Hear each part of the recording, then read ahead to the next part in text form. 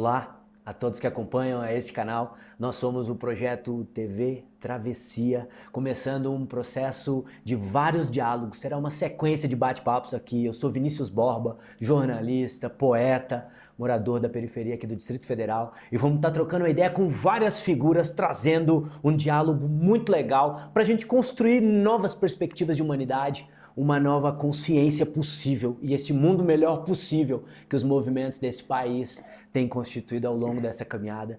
Nesse dia tão especial, nós vamos estar entrevistando hoje um cara linha de frente, um grande parceiro também, um cara que eu tive a honra de conhecer nessa caminhada e que vai estar com a gente hoje, ele que vem do Rio de Janeiro, mais um sobrevivente daquele estado que é maravilhoso e terrível ao mesmo tempo. Com vocês acompanhando hoje aqui com a TV Travessia com a gente, nosso parceiro André Constantini. Meu velho, valeu pela presença, pela firmeza, pela resistência mais uma vez.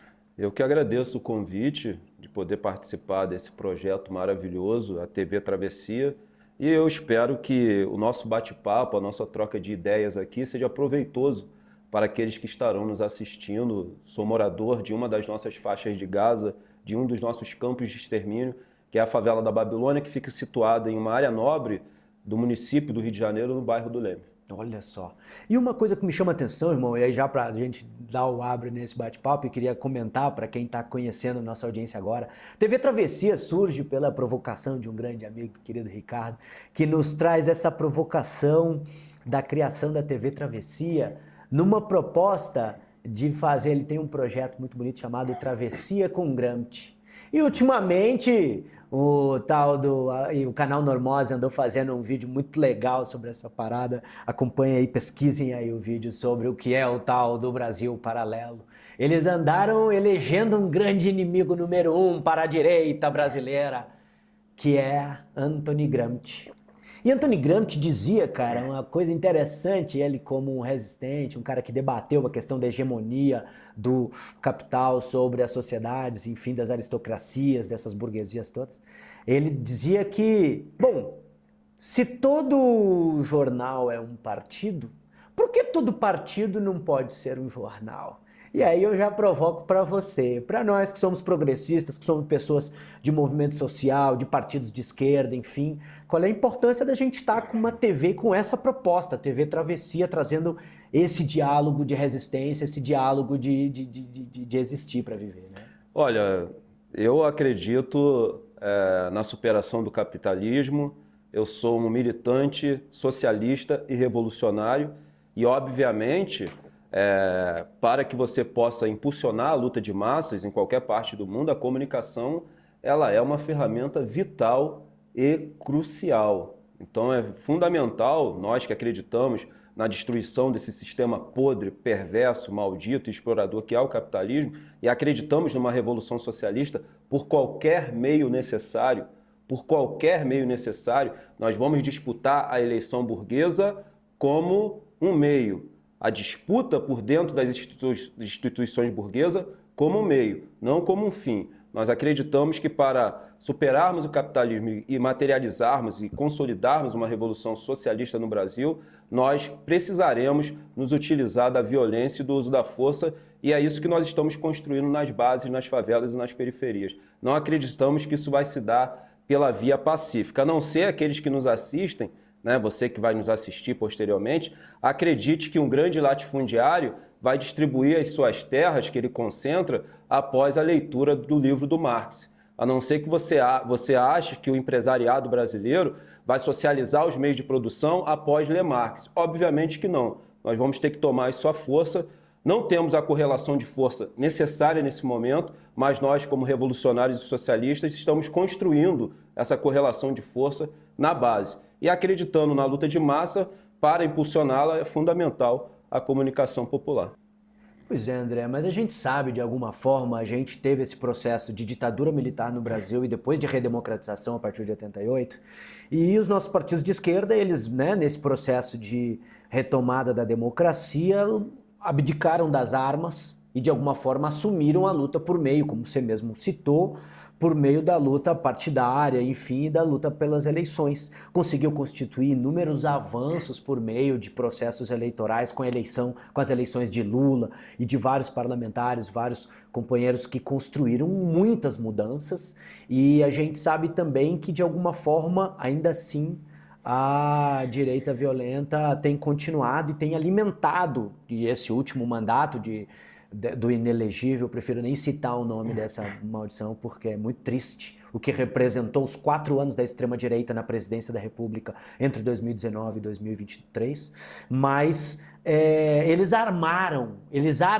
literalmente tanto o crime organizado, quanto as milícias distribuíram mais armas ainda do que já havia, e tanto mais armaram os supostos cidadãos de bens, que na verdade a gente sabe são muita gente violenta, com tendência criminosa, tendência psicopata, enfim, que está armada por aí agora ameaçando pessoas e matando pessoas, já matou companheiros nossos, até em aniversário tá lá nosso companheiro de Foz do Iguaçu, infelizmente veio falecer, né, e tantos outros companheiros que tombaram na luta. A gente sabe que, você vinha citando a questão das lutas e o que é dolorido da gente constatar, mas assim, no campo, lideranças do campo têm sido assassinadas muito mais do que nos últimos anos, né? A gente vê como nas favelas tem tombado historicamente militantes e você sofre de ameaças sistemáticas à sua própria vida, né, irmão? Então ter uma voz de levante, uma voz de resistência, o capital te mapeia, te isola e bota na reta pro perigo. A gente sabe que as terras indígenas no Mato Grosso do Sul, lá em Dourados, naqueles locais,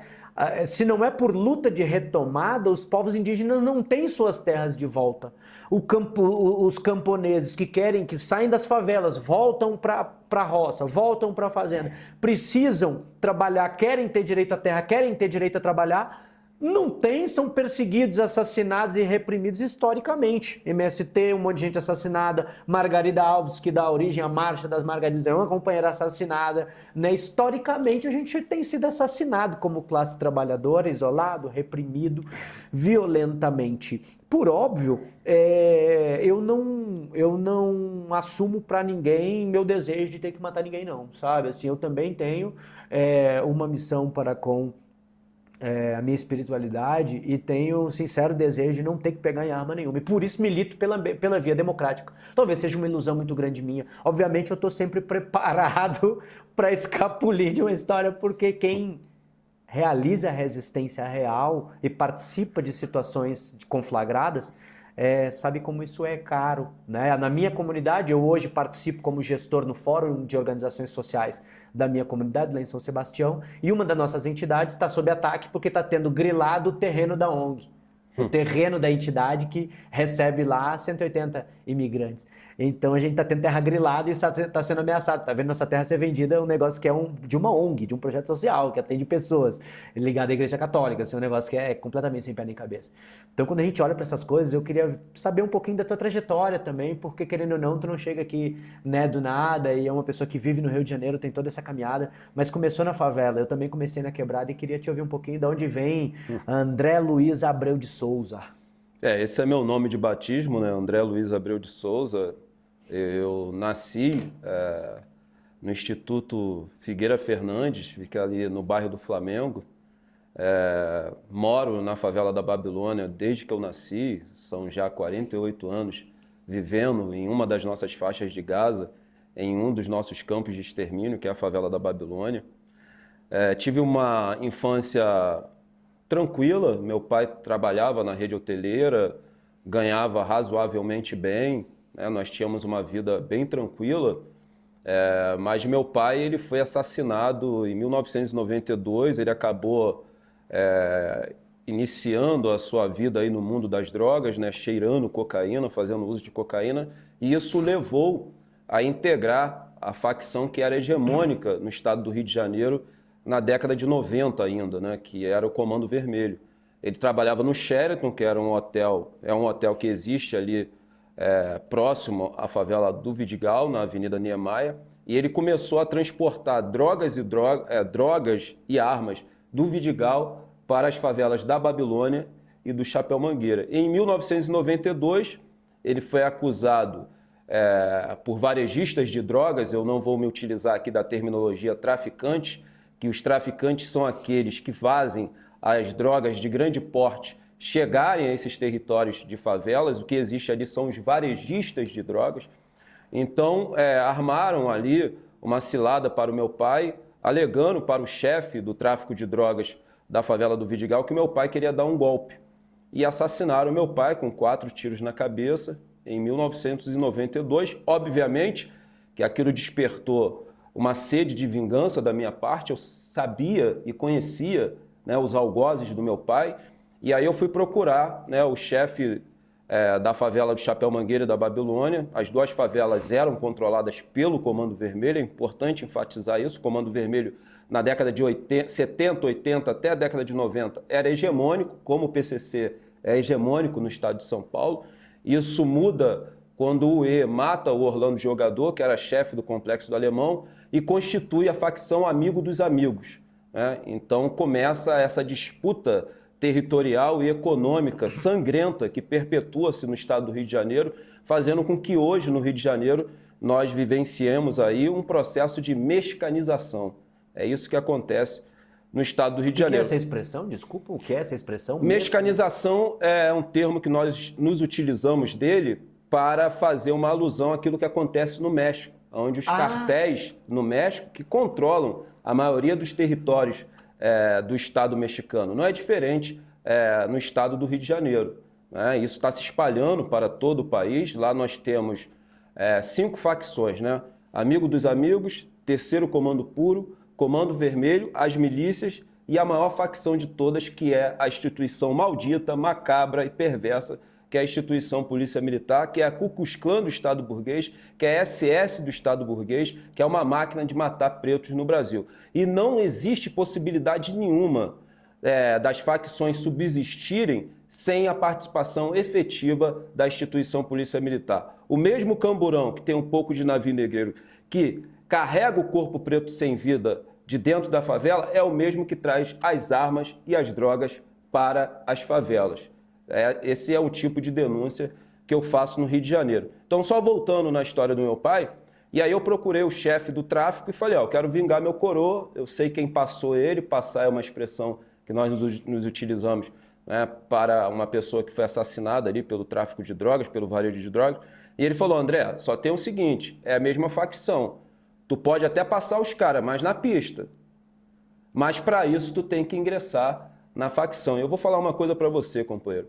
Aqueles 45 segundos que o chefe da facção Comando Vermelho, que controlava a favela do Chapéu Mangueira e da Babilônia, aqueles 45 segundos ele estava com uma Glock prateada na mão, mudaram a minha vida, que com certeza aquela atitude que eu tomei lá atrás, né, se eu não tivesse tomado a atitude certa, e aí eu quero agradecer a minha mãe, eu não estaria aqui hoje, com certeza. Se eu tivesse pego aquela arma na mão e ingressado na facção Comando Vermelho para buscar materializar a vingança do meu coroa, do meu pai, eu não estaria aqui. Então, eu deixo até um alerta para a juventude. Há decisões que nós tomamos na nossa vida que vai influenciar na nossa vida inteira. E essa foi uma delas, né? Porque eu sempre falo, quantos Andrés Constantines foram executados e assassinados pela bala do Estado burguês?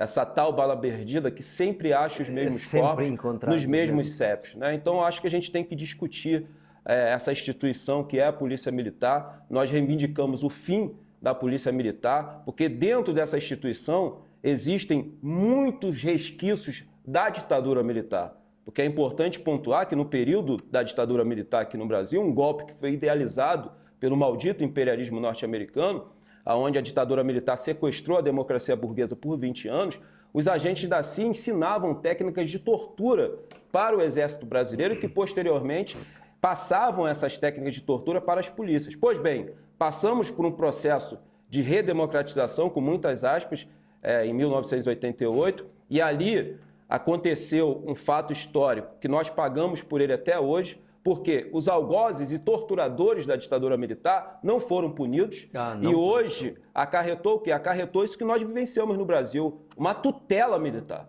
Nós vivemos no Brasil uma tutela militar, que esses canalhas, torturadores, não foram punidos. O Brasil tem que seguir o exemplo do Uruguai, do Chile e da Argentina. Não importa a idade desses canalhas, eles precisam ser punidos, que eles torturaram companheiros, tem companheiros desaparecidos até hoje, tem companheiros que carregam em seus corpos as marcas da tortura. E é por eles que eu estou aqui falando com você agora. Sabe? Porque não é a democracia dos meus sonhos, companheiro, é uma democracia burguesa, que está subordinada a um Estado burguês, que é um Estado que está aí para fazer a manutenção do maldito sistema capitalista. Mas é a democracia que nós temos. E ela foi conquistada com sangue. Esse direito que eu estou aqui me fazendo valer, que é a liberdade de expressão, foi conquistado com sangue.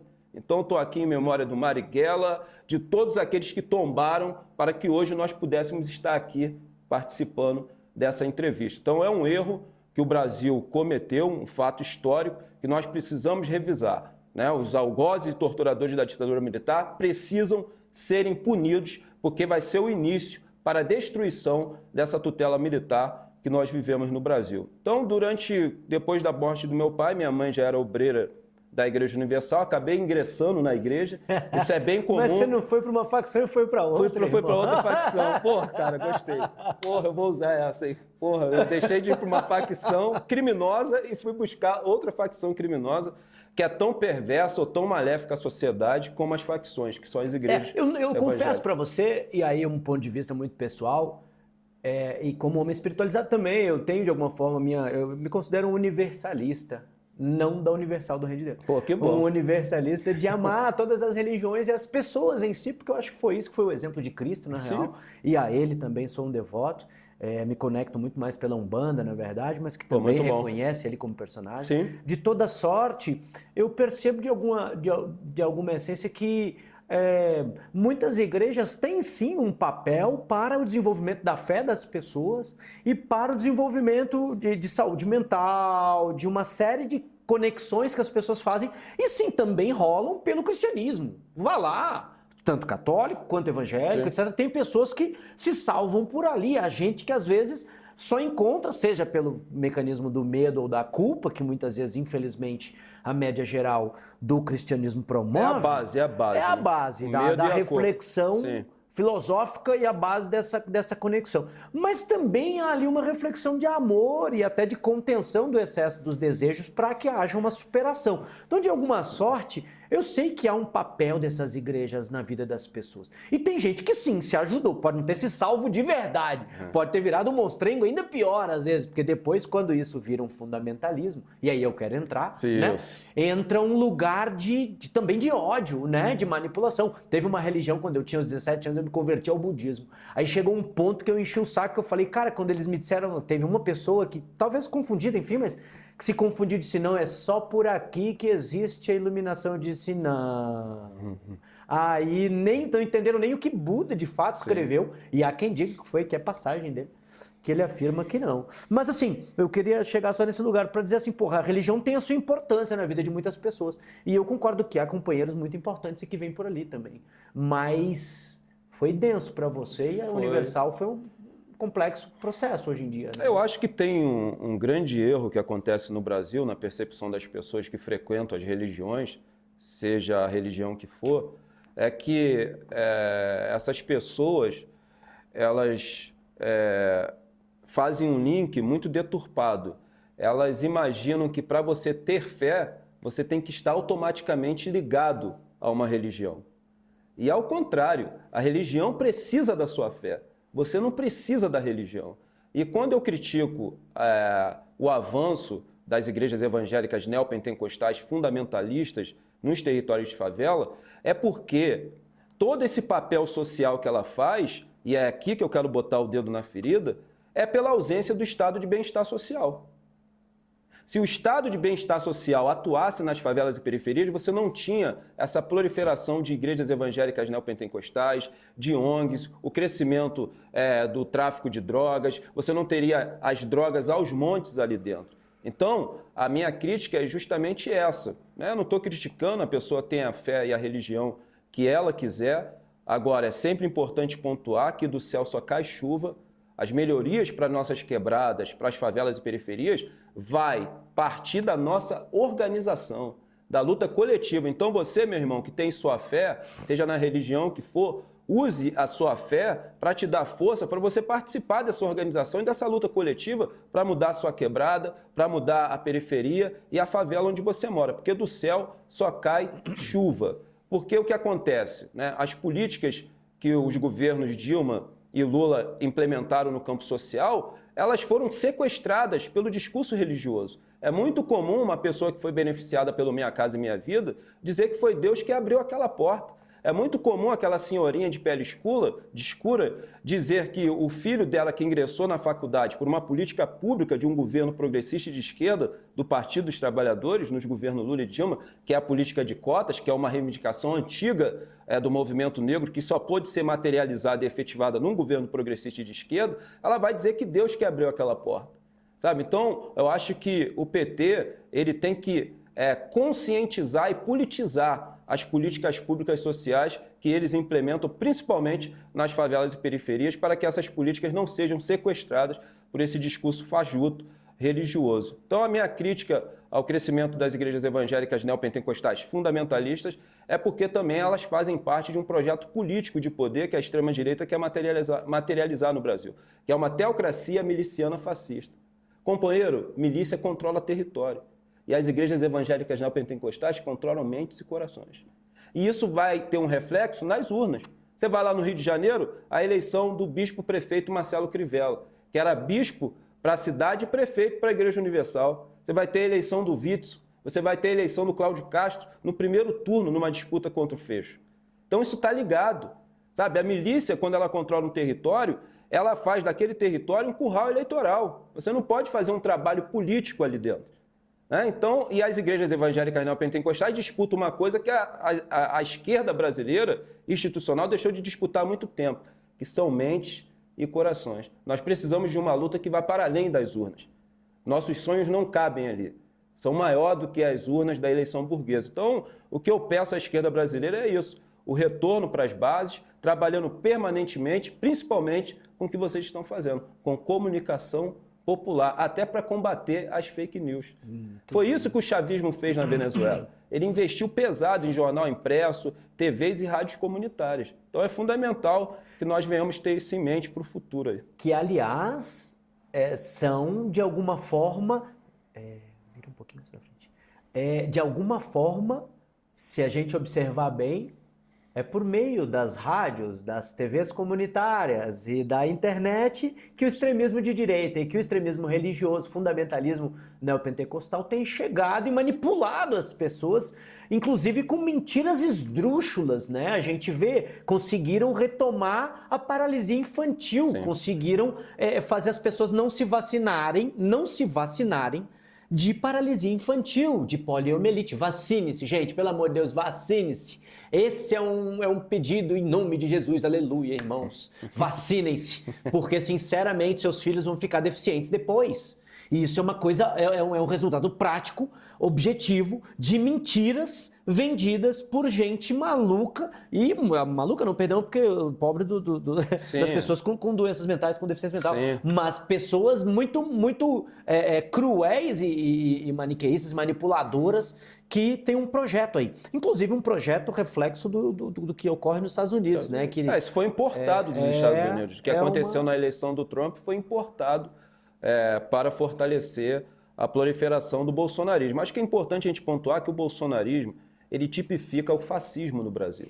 E esse crescimento do fascismo no mundo, isso tem por detrás disso, do crescimento do fascismo, o dedo do imperialismo norte-americano. Com medo de perder a hegemonia, já que cada vez mais se materializa o mundo multipolar, liderado por Rússia, China e o Irã, o imperialismo está acuado, está enfraquecido, e desesperado, né, com a possibilidade da materialização concreta do mundo multipolar, ele está se fazendo valer da violência do fascismo para a manutenção da sua hegemonia. Então, o bolsonarismo tipifica no Brasil o avanço do fascismo, não só no Brasil, mas em outras partes do mundo, impulsionado pelo maldito imperialismo norte-americano, o qual todo militante revolucionário socialista tem a obrigação de lutar para destruí-lo. Exemplifica para nós um projeto social seu que você viveu, você já coordenou projetos, não já, meu irmão? Já. Conta para nós aí um pouquinho o que é um exemplo de projeto que você acredita que pode ter somado e que pode ser um caminho para nossas militâncias, para a galera que constrói esse processo desse mundo melhor possível. Sim. Então, em 2009, nós criamos um movimento classificado e denominado de Favela Não Se Cala. E esse movimento surge para que nós pudéssemos, de forma organizada, nós favelados, conter o avanço da política de remoção no Rio de Janeiro, liderado pelo então prefeito Eduardo Paes. E vale uma pontuação, o prefeito Eduardo Paes é o prefeito que mais removeu na história da cidade do Rio de Janeiro. Ele supera Pereira Passos e Carlos Lacerda. Ele é o número 1 no ranking das remoções. E quando a gente fala de remoção, do processo das remoções, isso mata as pessoas. Porque quando você tira uma pessoa do seu lar, da sua casa, sem essa pessoa ter dado a permissividade para tal feito, você está tirando essa pessoa do lugar onde ela construiu a sua vida social, né? Do lugar onde a escola é próxima, a creche é próxima dos seus filhos, onde o trabalho é próximo. Tudo isso afeta a vida social de uma pessoa no processo da remoção. E quando a gente fala de uma casa, eu não estou falando de tudo físico que constrói uma casa. Vara de ferro, cimento, pedra, tijolo. Eu estou falando das nossas memórias. Ali estão as nossas melhores memórias, na nossa casa, no nosso lar. Os natais, né? Os finais de ano, os aniversários dos nossos filhos. E quando isso é arrancado, muitas pessoas morreram no processo de remoção ferrenho que aconteceu no Rio de Janeiro, quando nós ganhamos o direito de sediar as Olimpíadas na cidade do Rio de Janeiro. Então esse movimento nasce para a gente paralisar esse movimento. E aí é importante fazer uma pontuação do que aconteceu no Rio de Janeiro, que as UPPs nascem nesse projeto, nesse processo das Olimpíadas. E anterior às Olimpíadas, nasce nesse processo de remoção. Porque a UPP ela nunca foi um projeto de segurança pública. Ela nunca se preocupou em acabar com a venda do varejo de drogas. Muito pelo contrário, a UPP ela teve um efeito colateral muito nocivo para o Rio de Janeiro. Porque os varejistas que eram fichados, eles tinham que sair dessas localidades, dessas favelas, e para onde eles foram? Para outras favelas, na região serrana e no interior do estado. É só você ver como encontra essa situação, né? Daquela ilha que tem lá... Ilha do Governador? Não. Porra, onde tem uma praia, cara. Porra, agora me fugiu o nome, cara. Pô, que é muito visitado.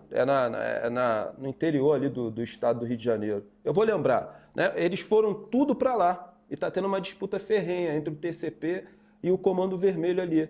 Então a UPP, ela democratizou o varejo de drogas, né? E ela não acabou com a venda de entorpecentes nas favelas onde foram militarizadas. E a UPP, ela tinha um papel de protagonismo nesse projeto de modelo de cidade que foi construída pelo prefeito Eduardo Paes. Uma cidade elitizada, mercantilizada e gentrificada. Uma cidade empresa. Muito boa para os empresários investir, mas muito ruim para os cidadãos que moram nela viver, em especial quem mora e vivia nas faixas de Gaza e nos campos de extermínio que eram as favelas. A UPP teve como principal parceira, para você ter uma ideia, a empresa Light. E quando a UPP entrou nas favelas, ela regularizou, a Light regularizou. Nós não pagávamos luz, né? A Light regularizou, mas tinha toda uma proposta, como a favela é uma área de especial interesse social, de ter uma tarifa social. Isso não foi cumprido, né? A Light mentiu para a gente, entrou com essa proposta. Até hoje, na Babilônia, tem moradores lá que pagam R$2.000, R$3.000 de luz. Um trabalhador que mora numa casa pequena, que sai para vender a sua força de trabalho por 8, 10 horas, chega em casa só à noite e paga R$2.000, R$3.000. Isso não é um erro técnico. Isso era uma questão que era feita de forma intencional. É o que nós chamávamos de remoção branca, onde o prefeito Eduardo Paes tirou o uso da força do trator para fazer o processo de remoção e de higienização da pobreza, em especial nas favelas situadas nas regiões nobres, através do encarecimento do custo de vida, que é um processo que ficou conhecido como gentrificação. Gentrificação. Então o movimento ele nasce para combater isso.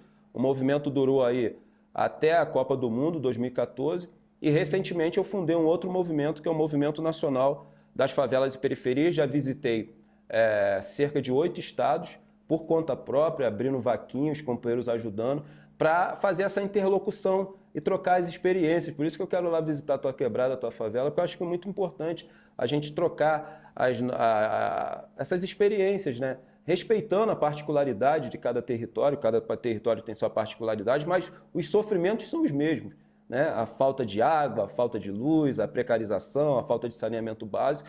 E eu não tenho sombra de dúvidas, companheiro, que a revolução no Brasil ela vai ser preta, favelada e periférica, e liderada por aqueles sem nada a perder. O Malcolm X ele tinha uma frase que era o seguinte... Que inclusive lembra você, né? Isso aí.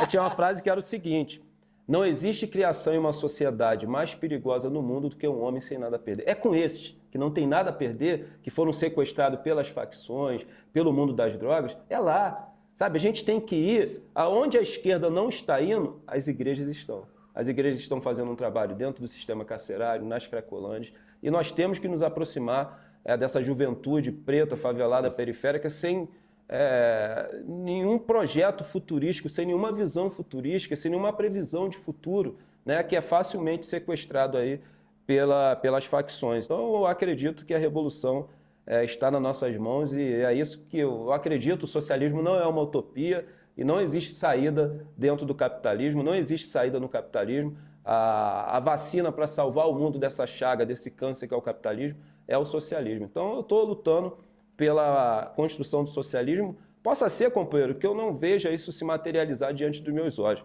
mas eu vou continuar plantando sementes revolucionárias que outros irão adubar, outros irão regar, mas ninguém deterá a primavera socialista no mundo. Muito bem. Conta para nós, não sei se você tem aí de cabeça, mas se houvesse um poeta ou uma poeta para trazê-la das suas favelas, da onde você vem, para a gente trazer aqui agora nessa programação, para a galera curtir poesia na veia, de quebrada, o que seria? Eu escrevo músicas sobre depressão, né? Eu tenho depressão, sofro de ansiedade, eu acho que quero aproveitar o espaço para falar disso. Acho que depressão e ansiedade não pode ser tratado como um tabu. Eu travo uma luta, companheiro, desde que eu acordo até a hora que eu vou dormir. Pode crer. E as madrugadas são sombrias, né? Que eu tenho ali a minha grande parceira, que é a solidão. Então vem muitos pensamentos de tirar minha própria vida. E tem um André aqui dentro que sempre me joga para baixo. E se eu perder essa batalha, eu tô fodido, né? Então, assim, veja bem, eu sou pobre, favelado, tenho 2 filhos e me encontro desempregado. Mesmo assim, né, eu não permito que as adversidades da vida que eu sofro estejam acima da luta coletiva pelo socialismo. É muito difícil conciliar isso, mas eu tenho conseguido. Então, aproveitar o ensejo, se você tem problemas de depressão, procure ajuda médica, tome os remédios, sabe? Cuide, não carregue esse fardo sozinho, porque vai chegar uma hora que você não vai suportar. Eu perdi uma companheira em 2014, se não fosse por ela, eu não estaria aqui, que é a companheira Sara Celeste, que infelizmente cometeu suicídio. Dedicar esse programa a ela. E para falar de poesia, eu vou recitar uma minha, que além de escrever músicas falando sobre a depressão, eu também recito poesia. E essa poesia surgiu após a morte do Marcos Vinícius, na favela do Complexo da Maré. Ele estava indo para a escola e a bala perdida, que sempre atinge os corpos pretos, atingiu ele pelas costas. E pouco antes dele morrer, ele estava a caminho do hospital. E eu conheço a mãe dele, né? Eu conheço as mães vítimas de violência do Estado. São as mulheres mais formidáveis, né? Mais fantásticas que eu conheço e mais revolucionárias. E ele perguntou para a mãe, ele não viu que eu estava com a camisa de escola? Pô. Né? E ele suspirou e morreu. E aí, após a morte do Marcos Vinícius, eu criei essa poesia, né? Que é Antes que a Bala Perdida Me Ache, e eu vou recitar ela aqui, já que você pediu. Manda ver. É nóis. Antes que a bala perdida me ache, eu vou dar um beijo em minha mãe. Antes que a bala perdida me ache, eu vou abraçar bem forte os meus 2 filhos, Malcolm Lumumba e minha filha Marcela. Antes que a bala perdida me ache, eu vou fazer amor com a mulher que eu amo. Antes que a bala perdida me ache, eu vou gritar para o mundo inteiro ouvir que eu cansei de fugir dela. Antes que a bala perdida me ache, eu vou gritar para o mundo inteiro ouvir que até dentro de casa ela me busca. Antes que a bala perdida me ache, eu vou recitar a minha última poesia. Salve! Meu compa, falando nisso, eu tô aqui, queria trazer, vou fazer um merchan do meu companheiro, mas essa obra muito importante, esse livro maravilhoso de um querido amigo, Fernando Pessoa de Albuquerque, discutindo homens, masculinidades e saúde mental, e a gente falou disso agora. E ele faz esse estudo, bicho, isso aqui é o doutorado dele, ele publicou pela editora Apres, publicou no final do ano passado, a gente acompanhou e lançou junto. E esse livro fala do trabalho que ele fez em 2 CAPs, Centros de Atendimento Psicossocial, aqui na periferia do Distrito Federal, em Samambaia especialmente. Um CAPS 3 e o outro CAPS AD, CAPS Álcool e Drogas. Ele acompanhou 16 pessoas, 16 homens em especial, maioria preta, maioria periférica, classe trabalhadora, e em seus sofrimentos mentais. E aí entra uma discussão muito séria, primeiro das masculinidades, de como nós somos, né, a cada 6 suicídios somos 5, né, o silêncio dos homens, que é um drama maior, o patriarcado e a construção, a manutenção do capitalismo por meio do só as machismo mulheres, né? como instrumento Importante falar disso, de né? resistência. Eu sempre toco nesse assunto, companheiro, porque dentro desse sistema patriarcal e do machismo, nós homens, né, somos orientados desde muito jovens a não chorar, a não expressar as nossas fragilidades. Não é à toa que a maioria dos suicídios são praticados por homens, né? Então é importante que as pessoas entendam que o machismo também afeta e transpassa diretamente os corpos dos homens, né? Quando eles não entendem que ele pode chorar sim, que ele pode externar a sua fragilidade. É o que eu acabei de fazer aqui e não me sinto fraco, pelo contrário, eu sei que o que eu falei aqui do sofrimento, da depressão, pode ajudar outras pessoas, né? Eu aprendi isso com o tempo. Muito bem, é uma grande luta. E Fernando, procurem o livro de Fernando, gente, é necessário, assim. Ele explica muito também como tem um corte de classe, de raça muito sério, mas a gente também sabe que nas lutas da nossa esquerda há desafios com a questão da luta identitária, há uma discussão sobre essa luta e eu queria, para a gente ir avançando para o finalmente dessa nossa entrevista, falar um pouquinho sobre isso. Sim. Há uma contradição que se explica, e se ao mesmo tempo a gente sabe que a revolução será preta, né? E o nosso querido sambista daqui, Marcelo Café, é um cara muito querido, ele faz um samba falando disso, que a revolução é preta, grande Café. Isso aí. E ele manda essa ideia e a gente compreende que num país preto como o Brasil, com maioria de pessoas pretas e pardas, é especialmente claro que é importantíssimo ter uma consciência de raça para as pessoas, ter uma consciência de que não há democracia racial. Ao mesmo tempo, você coloca uma crítica também com relação a isso dentro da luta de classes. Sim. E do processo com o capitalismo que a gente vive. Como é que você vê isso? Porque você estava me comentando ali antes da gente começar a entrevista que isso é uma questão séria, é uma discussão séria também para a luta partidária e para a luta no movimento no Brasil. Isso é uma discussão que nós precisamos fazer no seio da esquerda brasileira e da esquerda mundial. Eu acho que é uma discussão para ontem, até porque o identitarismo é uma política criada pelo imperialismo norte-americano, que tem como principal intenção inviabilizar, né, que a esquerda avance rumo à construção e à materialização de revoluções socialistas por várias partes do mundo, porque o identitarismo desvia o foco da esquerda da única luta que é capaz de fazer com que nós possamos superar o capitalismo, que é a luta de classes. Mas ela não é uma componente, irmão, desse processo? Mas aí é que eu tá. Não sei se... Isso, aí é que tá. O identitarismo, ele faz justamente isso. Ele desvincula a luta da mulher, a luta do negro, a luta do gay, a luta dos povos originários indígenas, da luta de classe, né? E essa é a nossa principal crítica. Outra ferramenta que o identitarismo se utiliza muito, que muitas pessoas na esquerda, por não estudar o identitarismo, acabam caindo nesse engodo, é da questão da representatividade.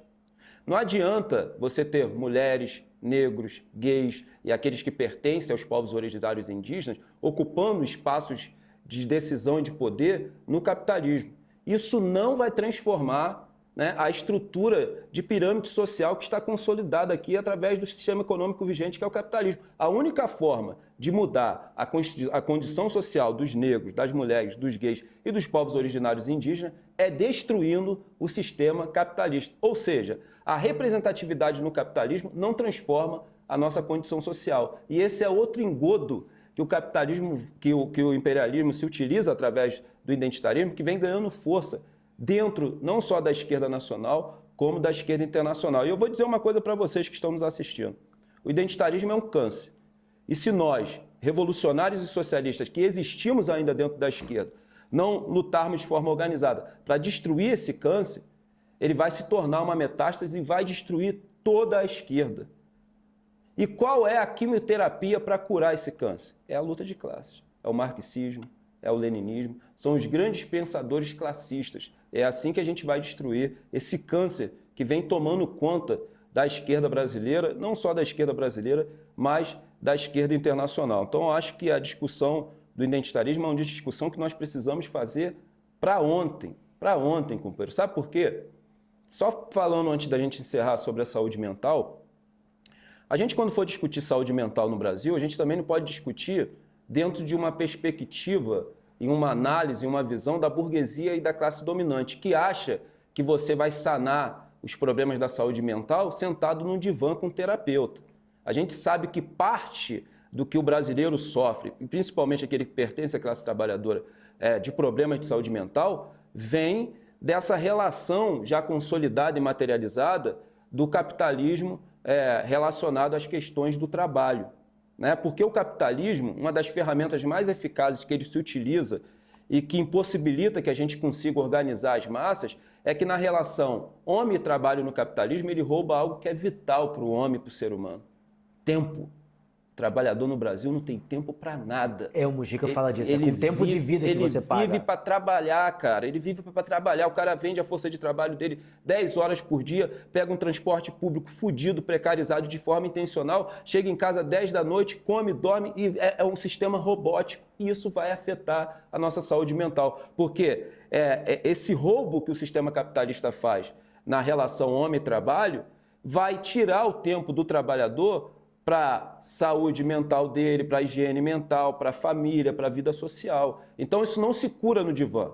A gente tem que mudar a relação de trabalho no Brasil, só conseguiremos mudar isso através do socialismo. Pô, acho que a gente está chegando ao final, né? Eu queria deixar uma mensagem final, dizer que eu estou aqui representando os meus ancestrais e quando assassinaram Zumbi dos Palmares, após ele ser entregue por um de seus companheiros, a coroa portuguesa fez questão de esquartejar o corpo de Zumbi e espalhar, né, parte dos seus membros, né, para deixar como exemplo e gerar uma intimidação nos negros escravizados que encontravam-se ainda escravizados dentro das senzalas, aprisionados dentro das senzalas.